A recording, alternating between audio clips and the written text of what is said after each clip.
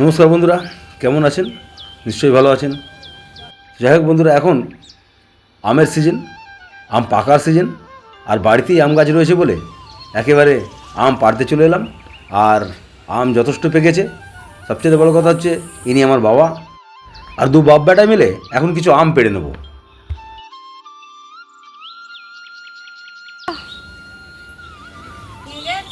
হ্যাঁ, ও বাবা, এইটা নাও, এইটা দাঁড়াও দাঁড়াও দাঁড়াও, নাও। ও জানো,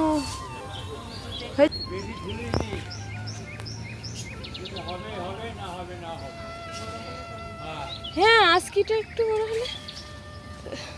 এই বন্ধুরা, এখন আম পাড়া হচ্ছে। না এবার আর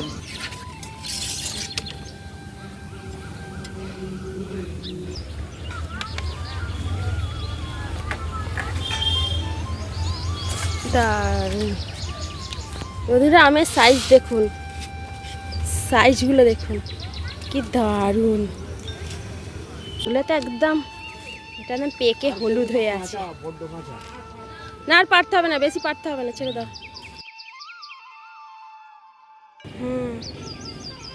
বন্ধুরা, আম নাবাবার সিস্টেম দেখুন, ছাদ থেকেই দড়িকল করে আম নাবিয়ে দেওয়া হচ্ছে। তো বন্ধুরা, আম তো পাড়া হয়েই গেল।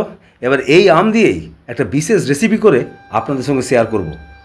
তো বন্ধুরা, নিজেদের গাছের আম পেড়ে খাওয়ার মজাই আলাদা। আর চলুন দেরি না করে রান্নাঘরের দিকে যাওয়া যাক। আর আজকের রেসিপি হলো বন্ধুরা, ঘাবড়াবেন না, এটা একদম তালের ফুলুরি নয়। এখন আমের সিজন, তাই আমের ফুলুরি।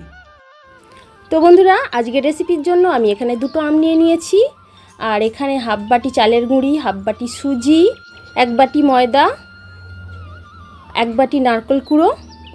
নারকেল কুড়োটা অবশ্য আপনারা দিতেও পারেন, নাও দিতে পারেন। আর এখানে হাফ বাটি চিনি নিয়েছি, কয়েকটা এলাচ নিয়ে নিয়েছি, একটা আমুল দুধের প্যাকেট নিয়ে নিয়েছি। ব্যাস, এই কটা উপকরণই লাগবে। তো এখন প্রথমে আমি আমটাকে ভালো করে কেটে এর শাঁসটা বার করে নেব। আর বন্ধুরা, এখানে শাঁসটা বার করার জন্য এক্সট্রা করে আমটাকে ছাড়ানোর কোনো প্রয়োজন নেই। এইভাবে জাস্ট পিস করে কেটে নিলেই হবে। দেখুন আমি কিভাবে করছি। আর এইটা খুবই সহজ পদ্ধতিতে এই শাঁসটা বার করা যায়। একটা চামচ নিয়ে নিন, চামচটা নিয়ে ব্যাস আর শাঁসটা এইভাবে বার করে নিন। দেখুন কত সহজে কিন্তু শাঁসটা বেরিয়ে আসছে। ছাড়ানোর কোনো ঝামেলা ছাড়াই একদম খুব সহজেই চামচের সাহায্যেই শাঁসটা বার করে নিন। দেখুন খোসা থেকে শাঁসটা পুরো একদম পরিষ্কারভাবে চলে এলো। তো এইভাবে আমি সবকটা আম থেকেই শাঁস বার করে নিলাম। আর এবার এই আমের সঙ্গে আমি চিনিটা পেস্ট করে নিচ্ছি। বন্ধুরা, যেহেতু আমটা খুবই মিষ্টি, তাই এখানে খুব একটা চিনি আমি দিলাম না। আপনারা অবশ্যই টেস্ট করে পরে দিতে পারেন চিনি। তো দেখুন কত সুন্দরভাবে আমটা পেস্ট হয়ে গেছে। তো দেখুন কত সুন্দর আমের পাল্পটা রেডি হয়ে গেছে। কোনো ঝামেলা ছাড়াই অনায়াসে তৈরি হয়ে গেল আমের পাল্প। এবারে এর মধ্যে আমি সব উপকরণগুলো মিশিয়ে দিচ্ছি। এখানে ময়দা দিয়ে দিলাম, সুজি দিয়ে দিলাম, নারকেল কোড়া দিয়ে দিলাম, চালের গুঁড়িটা দিয়ে দিচ্ছি। এবারে এলাচটা গুঁড়ো করে রেখেছিলাম সেটা দিয়ে দিচ্ছি।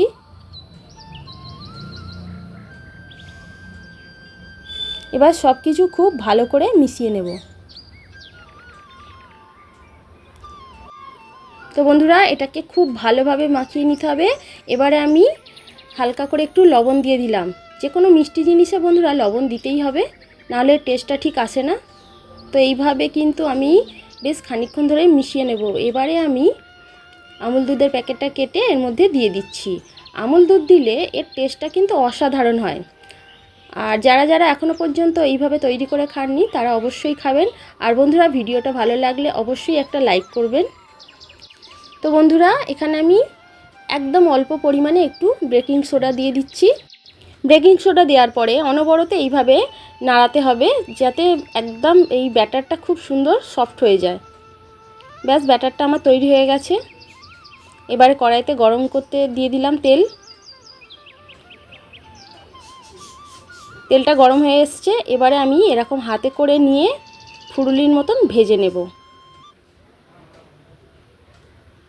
আপনারা চাইলে চামচেও দিতে পারেন, আমি কিন্তু হাতে করেই দিচ্ছি। দেখুন আর ফুরুলি আপনারা অনেকেই তৈরি করতে পারেন, তাই এইভাবে দেওয়াতে কোনো অসুবিধাও নেই। দেখুন কতটা ফুলে গেছে, আর দেখতেও খুব সুন্দর হচ্ছে, আর খুব সুন্দর একটা গন্ধও বেরিয়েছে। তো এইভাবে একদম লাল লাল করে ভেজে নিতে হবে। দেখুন বন্ধুরা, ফুরুলিগুলো একদম ভাজা হয়ে গেছে খুব সুন্দর করে। এবারে আমি এগুলো তুলে নিচ্ছি।